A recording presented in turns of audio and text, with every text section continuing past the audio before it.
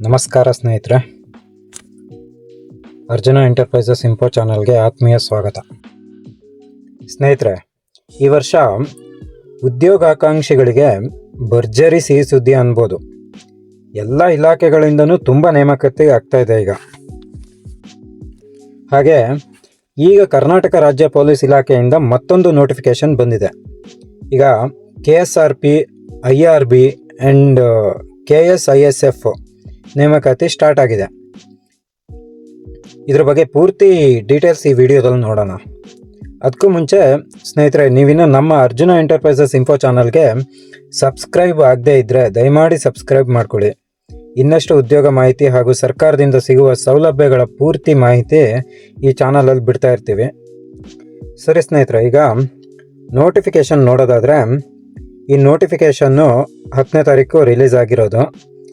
ಈಗ ಕರ್ನಾಟಕ ರಾಜ್ಯ ಪೊಲೀಸ್ ಇಲಾಖೆಯಿಂದ ಮಿಕ್ಕುಳಿದ ವೃಂದದಲ್ಲಿ ಖಾಲಿ ಇರುವ ವಿಶೇಷ ಮೀಸಲು ಪೊಲೀಸ್ ಕಾನ್ಸ್ಟೇಬಲ್ KSRP ಹುದ್ದೆಗೆ, ಹಾಗೆ ಕಲ್ಯಾಣ ಕರ್ನಾಟಕ ವೃಂದದಲ್ಲಿ KSRP ಮತ್ತು KSISF ಹಾಗೂ ಭಾರತೀಯ ಮೀಸಲು ಪಡೆ ಈ ಹುದ್ದೆಗಳಿಗೆ ಟೋಟಲ್ ಆಗಿ 2314 ಪೋಸ್ಟ್ ಬಿಟ್ಟಿದ್ದಾರೆ.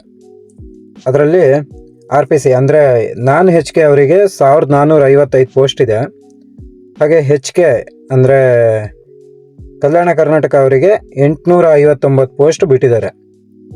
ಈಗ ನಾನ್ HK ಬಗ್ಗೆ ನೋಡೋದಾದರೆ ಬಿಟ್ಟಿರೋ 1455 ಪೋಸ್ಟಲ್ಲಿ 1382 ಪೋಸ್ಟು ಪುರುಷ ಅಭ್ಯರ್ಥಿಗಳಿಗಿದೆ. ಹಾಗೆ 73 ಪೋಸ್ಟು ಮಹಿಳಾ ಅಭ್ಯರ್ಥಿಗೆ ಅರ್ಜಿ ಬಿಟ್ಟಿದ್ದಾರೆ. ಹಾಗೆ ವೇತನ ಶ್ರೇಣಿ ನೋಡೋದಾದರೆ 37,500ರಿಂದ 76,100 ರೂಪಾಯಿ ತನಕನೂ ಇದೆ.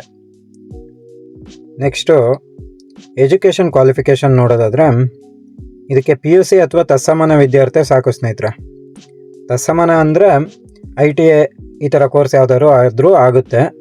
ಆದರೆ ಈ ITA ಈ ಥರ ಕೋರ್ಸ್ ಆದವರು NIOS ನಡೆಸೋ ಎಕ್ಸಾಮಲ್ಲಿ ಪಾಸ್ ಆಗಿರಬೇಕು ಅಷ್ಟೆ. ಈಗ ವಯೋಮಿತಿ ನೋಡೋದಾದರೆ ಜನರಲ್ ಅವರಿಗೆ 33 ವರ್ಷ, ಹಾಗೆ SC ST ಪ್ರವರ್ಗ 1, 2A, 2B, 3A, 3Bಗೆ 35 ವರ್ಷ, ಹಾಗೆ ಈ ಬುಡಕಟ್ಟು ಅಭ್ಯರ್ಥಿಗಳಿಗೆ 38 ವರ್ಷ ತನಕ ಇದೆ. ಈಗ ಇಂಪಾರ್ಟೆಂಟ್ ಡೇಟ್ಸ್ ನೋಡೋದಾದರೆ KSRPಗೆ ಅಪ್ಲೈ ಮಾಡೋಕ್ಕೆ ಆನ್ಲೈನ್ ಅರ್ಜಿ 13 ಜುಲೈ 2026ಕ್ಕೆ ಸ್ಟಾರ್ಟ್ ಮಾಡಿದ್ದಾರೆ. ಕೊನೆ ದಿನಾಂಕ 10 ಆಗಸ್ಟ್ 2026. ಈಗ ಟೋಟಲ್ ಆಗಿ ಒಂದು 27 ದಿನ ಟೈಮ್ ಸಿಗುತ್ತೆ ನಿಮಗೆ. ಹಾಗೆ ಪೇಮೆಂಟ್ ಮಾಡೋಕ್ಕೆ ಕೊನೆ ದಿನಾಂಕ 11 ಆಗಸ್ಟು 2026ಗೆ ಮುಗಿಯುತ್ತೆ. ಅಷ್ಟರೊಳಗಡೆ ಎಲ್ಲರೂ ಅರ್ಜಿ ಹಾಕ್ಕೊಂಡು ಪೇಮೆಂಟ್ ಕಂಪ್ಲೀಟ್ ಮಾಡ್ಕೊಬೇಕಾಗತ್ತೆ. ಹಾಗೆ ಸ್ನೇಹಿತರೆ, ಈ ಪೋಸ್ಟ್ಗಳಲ್ಲೂ ತರಬೇತಿ ಇರುತ್ತೆ. ಹಾಗೆ ಇದರಲ್ಲೂ ಪ್ರೊಬೇಷನ್ ಪೀರಿಯಡ್ ಇರುತ್ತೆ, 2 ವರ್ಷ ಪ್ರೊಬೇಷನ್ ಪೀರಿಯಡ್ ಇರುತ್ತೆ. ಹಾಗೆ ನೆಕ್ಸ್ಟ್ NPS ಸೌಲಭ್ಯ ಎಲ್ಲ ಇರುತ್ತೆ ಇದರಲ್ಲೂ. ಈಗ ಅರ್ಜಿ ಶುಲ್ಕ ನೋಡೋದಾದರೆ ಜನರಲ್ ಕ್ಯಾಟಗರಿ ಅವರಿಗೆ, ಹಾಗೆ OBC ಅಂದರೆ 2A, 2B, 3A, 3Bಗೆಲ್ಲ 750 ರೂಪೀಸ್ ಆಗುತ್ತೆ. ಮತ್ತು SC ST ಕ್ಯಾಟಗರಿ 1 ಹಾಗೆ ಮಾಜಿ ಸೈನಿಕ ಅಭ್ಯರ್ಥಿಗಳಿಗೆ 500 ರೂಪೀಸು ಪೇಮೆಂಟ್ ಕೇಳುತ್ತೆ. ಈಗ ಆಯ್ಕೆ ವಿಧಾನ ನೋಡೋದಾದರೆ 4-5 ಹಂತದಲ್ಲಿ ಆಯ್ಕೆ ಇರುತ್ತೆ. ಮೊದಲಿಗೆ ಲಿಖಿತ ಪರೀಕ್ಷೆ ಇರುತ್ತೆ. ಅದ್ರ ವಿಷಯ ಸಾಮಾನ್ಯ ಅಧ್ಯಯನ ಮತ್ತು ಮಾನಸಿಕ ಸಾಮರ್ಥ್ಯ ಆಗಿರುತ್ತೆ. ಅದರಲ್ಲಿ ಟೋಟಲ್ ಆಗಿ 100 ಕ್ವಶನ್ಸ್ ಇರುತ್ತೆ. 100 ಮಾರ್ಕ್ಸ್ಗೆ ಆ ಕ್ವಶನ್ಸು ಇರುತ್ತೆ. ಅಂದರೆ ಆಫ್ಲೈನ್ OMR ಟೈಪಲ್ಲಿ ಎಕ್ಸಾಮ್ ಮಾಡ್ತಾರೆ. 1.5 ಗಂಟೆ ಟೈಮ್ ಇರುತ್ತೆ ಈ ಪೇಪರ್ಗೆ. ಹಾಗೆ ಲಿಖಿತ ಪರೀಕ್ಷೆ ಸೆಪ್ಟೆಂಬರ್ 20ನೇ ತಾರೀಕು 10:30ಯಿಂದ 12 ಗಂಟೆವರೆಗೆ ನಡೆಸಲಾಗುತ್ತೆ. ಹಾಗೆ ಕಡ್ಡಾಯ ಕನ್ನಡ ಪರೀಕ್ಷೆ ಇರೋರಿಗೆ ಡೇಟ್ ನಂತರದಲ್ಲಿ ತಿಳಿಸ್ತಾರೆ. ಈ ಕಡ್ಡಾಯ ಕನ್ನಡ ಪರೀಕ್ಷೆ ನೀವೇನಾದರೂ SLC ಅಥವಾ SLCಲಿ ಫಸ್ಟು ಅಥವಾ ಸೆಕೆಂಡ್ ಲ್ಯಾಂಗ್ವೇಜಲ್ಲಿ ಕನ್ನಡ ಲ್ಯಾಂಗ್ವೇಜ್ನ ತಗೊಳ್ಳದೇ ಇದ್ದರೆ, ಅಂದರೆ ನಿಮ್ಮದು SLC ಓದ್ತಾ ಇರ್ಬೇಕಾದ್ರೆ ಫಸ್ಟು ಅಥವಾ ಸೆಕೆಂಡ್ ಲ್ಯಾಂಗ್ವೇಜು ಕನ್ನಡ ಆಗದೇ ಇದ್ದರೆ ನಿಮಗೆ, ಆವಾಗ ನಿಮಗೆ ಕಡ್ಡಾಯ ಕನ್ನಡ ಪರೀಕ್ಷೆ ತಗೊಳ್ಬೇಕಾಗತ್ತೆ. ಇಲ್ಲ ಅಂತ ಅಂದರೆ ಅದೇ SLCಲಿ ಕಂಪ್ಲೀಟ್ ಆಗಿದ್ದರೆ ಅದೇ ಸಾಕು. ಹಾಗೆ ಈ ಲಿಖಿತ ಪರೀಕ್ಷೆಯಲ್ಲಿ ಸೇಮ್ ನಿಮಗೆ ನೆಗೆಟಿವ್ ವ್ಯಾಲ್ಯೂಯೇಷನ್ ಇರುತ್ತೆ. 0.25 ಅಂಕ ನೆಗೆಟಿವ್ ಇರುತ್ತೆ. ಈಗ ಎರಡನೇ ಆಯ್ಕೆ ವಿಧಾನ ಅಂದರೆ ಫಿಸಿಕಲ್ ಟೆಸ್ಟು ಮತ್ತು ಫಿಸಿಕಲ್ ಎಂಡ್ಯೂರೆನ್ಸ್ ಟೆಸ್ಟು. ಫಿಸಿಕಲ್ ಟೆಸ್ಟ್ಗೆ ಅಟೆಂಡ್ ಆಗುವಾಗ ನೀವೊಂದು ID ಕಾರ್ಡ್ ತೊಗೊಂಡು ಹೋಗ್ಬೇಕಾಗತ್ತೆ. ಅಂದರೆ ನಿಮ್ಮದು ಪಾಸ್ಪೋರ್ಟು ಅಥವಾ DL ಪಾನ್ ಕಾರ್ಡು ಹೀಗೆ ಯಾವುದಾದ್ರೂ ID ಪ್ರೂಫ್ ಇಟ್ಕೊಳ್ಬೇಕಾಗಿರುತ್ತೆ. ಈಗ ಫಿಸಿಕಲ್ ಟೆಸ್ಟಲ್ಲಿ ಬಾಯ್ಸ್ಗೆ ಹೈಟು ಮಿನಿಮಮ್ 168 ಸೆಂಟಿಮೀಟ್ರು, ಹಾಗೆ ಚೆಸ್ಟು 86 ಸೆಂಟಿಮೀಟ್ರು ಮಿನಿಮಮ್ ಇರಬೇಕಾಗತ್ತೆ. ಹಾಗೆ ಮಹಿಳಾ ಅಭ್ಯರ್ಥಿಗಳಿಗೆ 158 centimetre height, 45 kg weight minimum ಇರಬೇಕಾಗತ್ತೆ. ಹಾಗೆ ಈ ಅರಣ್ಯ ಪ್ರದೇಶದಲ್ಲಿ ವಾಸವಾಗಿರೋ ಬುಡಕಟ್ಟು ಅಭ್ಯರ್ಥಿಗಳಿರ್ತಾರಲ್ಲ ಅವರಿಗೆ 155 centimetre height, 75 centimetre chest minimum ಇದ್ದರೆ ಸಾಕು. ಹಾಗೆ ಮಹಿಳೆಯರಿಗೆ 150 ಸೆಂಟಿಮೀಟ್ರ್ ಹೈಟು, 45 kg ವೆಯ್ಟ್ ಇರಬೇಕಾಗತ್ತೆ. ಈ ಫಿಸಿಕಲ್ ಎಂಡ್ಯೂರೆನ್ಸ್ ಟೆಸ್ಟ್ ನೋಡೋಣ. ಈಗ ಇಲ್ಲಿ ಪುರುಷ ಅಭ್ಯರ್ಥಿಗಳಿಗೆ 3 ಟೆಸ್ಟ್ ಇರುತ್ತೆ, ಹಾಗೆ ಮಹಿಳಾ ಅಭ್ಯರ್ಥಿಗಳಿಗೂ ಸೇಮ್ 3 ಟೆಸ್ಟ್ ಇರುತ್ತೆ. ಅದರಲ್ಲಿ 1600 metre running, next long jump ಅಥವಾ ಹೈ ಜಂಪು, ಹಾಗೆ ಗುಂಡು ಎಸೆತ ಇರುತ್ತೆ.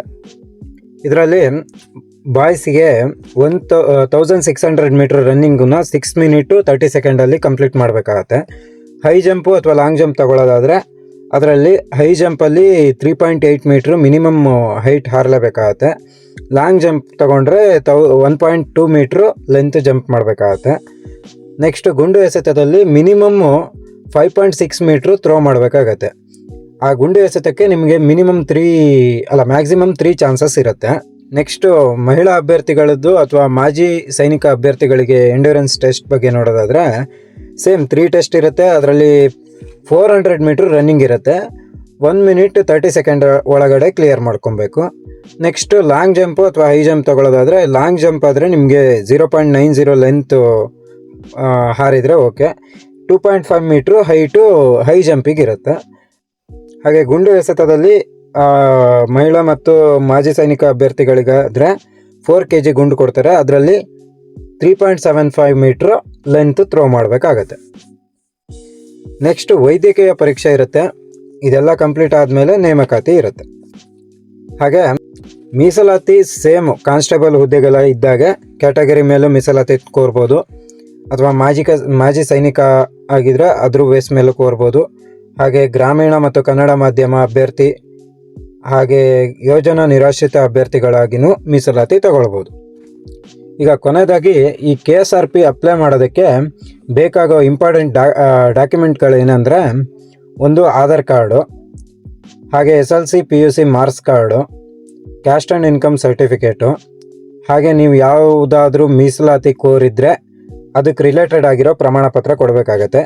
ಮೀನ್ಸ್ ಗ್ರಾಮೀಣ ಅಭ್ಯರ್ಥಿ ಮೀಸಲಾತಿ ಕೋರಿದರೆ ಗ್ರಾಮೀಣ ಅಭ್ಯರ್ಥಿ ಸರ್ಟಿಫಿಕೇಟು, ಅದೇ ಕನ್ನಡ ಮಾಧ್ಯಮ ಮೀಸಲಾತಿ ಕೋರಿದರೆ ಕನ್ನಡ ಮಾಧ್ಯಮದಲ್ಲಿ ವ್ಯಾಸಂಗ ಮಾಡಿರೋ ದೃಢೀಕರಣ ಪತ್ರ ಕೊಡಬೇಕು. ಇಷ್ಟೆಲ್ಲ ಡಾಕ್ಯುಮೆಂಟು ಹಾಗೆ ನಿಮಗೊಂದು ಅಷ್ಟು ಎಲಿಜಿಬಿಲಿಟಿ ಇದ್ದರೆ ಸ್ನೇಹಿತರೆ ಇವತ್ತೇ ನೀವು non-HK ಅವರು KSRPಗೆ ಹಾಗೆ HK ಅವರು KSRP ಮತ್ತು IRB KSISFಗೆ ಅರ್ಜಿ ಸಲ್ಲಿಸ್ಬಿಡಿ. ಸ್ನೇಹಿತರೆ ಇದಾಗಿತ್ತು ಈ ನೋಟಿಫಿಕೇಷನ್ ಬಗ್ಗೆ ಪೂರ್ಣ ಮಾಹಿತಿ. ಈ ವಿಡಿಯೋ ನಿಮಗೆ ಯೂಸ್ಫುಲ್ ಅನಿಸಿದರೆ ಈ ವಿಡಿಯೋಗೊಂದು ಲೈಕ್ ಮಾಡಿ, ಹಾಗೆ ನಮ್ಮ ಅರ್ಜುನ ಎಂಟರ್ಪ್ರೈಸಸ್ ಇನ್ಫೋ ಚಾನಲ್ನ ಸಬ್ಸ್ಕ್ರೈಬ್ ಮಾಡ್ಕೊಳ್ಳಿ, ಬೆಲ್ ಐಕಾನ್ ಪ್ರೆಸ್ ಮಾಡಿ. ಇದೇ ಥರ ಉದ್ಯೋಗ ಹಾಗೆ ಗೌರ್ಮೆಂಟ್ ಸ್ಕೀಮ್ ಬಗ್ಗೆ ಸಂಪೂರ್ಣ ಮಾಹಿತಿ ನಿಮ್ಮೊಂದಿಗೆ ಹಂಚ್ಕೊಳ್ತಿರ್ತೀವಿ. ಸಿಗೋಣ ಮುಂದಿನ ವಿಡಿಯೋದಲ್ಲಿ. ಧನ್ಯವಾದಗಳು ಸ್ನೇಹಿತರೆ.